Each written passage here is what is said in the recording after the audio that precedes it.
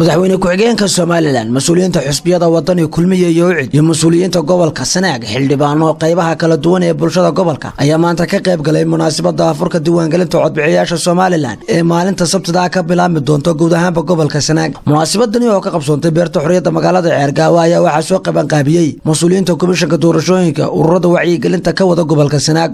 ugu horreyn waxaa halkaasi ka hadlay maayirka degmada Ceergaawo Ismaaciil Xaaji Nuur iyo barasaabka gobolka Sanaag Axmed Cabdi Falay.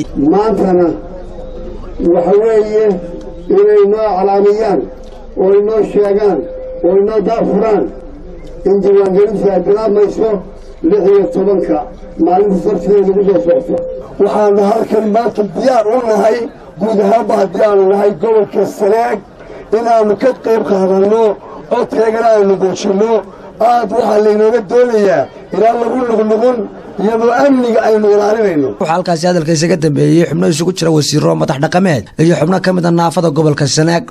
annagu halkan waxaan ka wacgelinayaa aad u hadlayaa bulshada aanu ka tirsannahay ee naafada waxaan leenahay naafo waxaynu iskaga celin karnaa dadka badan ee lugahooda qaba aynu gaari weynay codka aynu helno markaynu kaadhka qaadanno. sidaa darteed waxaanu dadka gobolka reer Sanaag la qaybsanaynaa farxadda diiwaangelinta inoo furmaysa aad iyo aad baanu taa ugu faraxsanahay. diiwaangelintu waxay inoo daafuraysaa doorashooyin xora oo xalaala inaynu galno waxay inoo diyaarinaysaa inaynu u diyaargarowno aynu muujinnay inay inaga go'an tahay in aynu si habsami oo hagarla aynu ugu nahay diyaar diiwaangelinta. xukuumaddana waxaa ka go'an diiwaangelintu inay Soomaaliland dacal ilaa dacal ay ka wada dhacdo. iyo kalena waa isku mid guddiga doorashooyinka qarankana waxaan ka codsanaynaa duruufaha gobolka inay eegaan meelaha haddii wakhtiga loo kordhin karo loo kordhiyo oo aanu la mid ahayn gobollada kale maadaamuu yahay boqolkiiba 38 baaxadda dhulka Soomaaliland. waxaa iyaguna halkaasi hadalkiisa ka dambeeyay gudoomiyaha xisbiga mucaaradka ee wadani ana gudoomiyaha golaha wakiilada Soomaaliland mudane Cabdiraxmaan Maxamed Cabdullaahi Ciro iyo gudoomiyaha xisbiga mucaaradka ee ucid injineer Faysal Cali Waraabe iyo sidoo kale gudoomiyaha ku-xigeenka xisbiga kulmiye Maxamed Kaahin Axmed iyo sidoo kale gudoomiyaha komishanka doorashooyinka Soomaaliland. waxa weeye maanta waa la isku faanaya reer Ceergaawo reesna wax badnaba wax wada yeesho bal maanta la tartama goboladii kale idoo midaysan taasna aad ka doonay walaalayaal faraha ay sheegaysaa ismuujiya ha u danaynina ucid ha u danaynina Soomaaliya idinku danaysta wada tartamayaaye. waxaan halkan u nimiyaan kala qayb galada Afrika xogaal u noqon xaaladda guud ee gobolka dadkana ku wacyigelino kala qayb galana wacyigelinta inay isdiiwaangeliyaan. fariintayadu waxa weeye in shacbiga gobolkani intii sharcigu u ogol yahay ee qaangaadhay ay isdiiwaangeliyaan.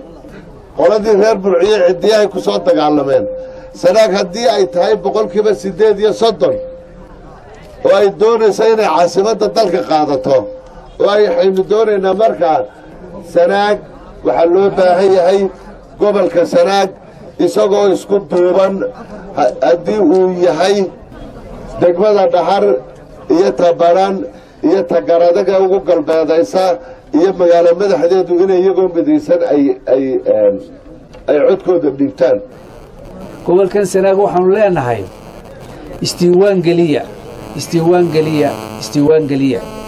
maanta cududiinna iyo magaciinna iyo gobolnimadiinna waxaad ku soo saari kartaan inta cod ee aad soo saartaan.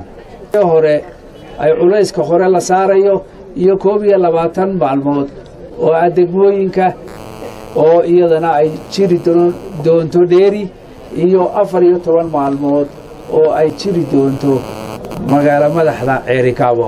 ugu dambeyntiina munaasabadan daafurkaana waxaa ka hadlay madaxweyne ku-xigeenka Soomaaliland Cabdiraxmaan Cabdullaahi Ismaaciil Saylici oo bulshada gobolka Sanaag ku booriyay inay isdiiwaangeliyaan. waxaan leeyahay qatar reer Sanaag tihiin waxaad u diyaargarowdaan isdiiwaangelisaan oo xuquuqdiina asaasiga ah aad gudataan.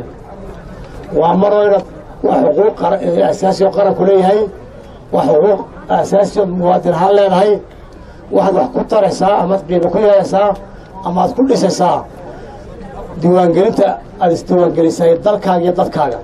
waxaa loo baahan yahay in hawshaa la dheelisan inaad u wada diyaargaroodaan dhammaantiin rabaa maanta haddaba laga bilaabo waxaad ku boorinayaa inaad beej cad furtaan inaad diiwaangelintaana idinkoo nabada oo gacmaha is haysta galbeedkiina barigiina waqooyigiina koonfurtiina sanaag inaad ka howlgashaan si wanaagsan nabadgelyo.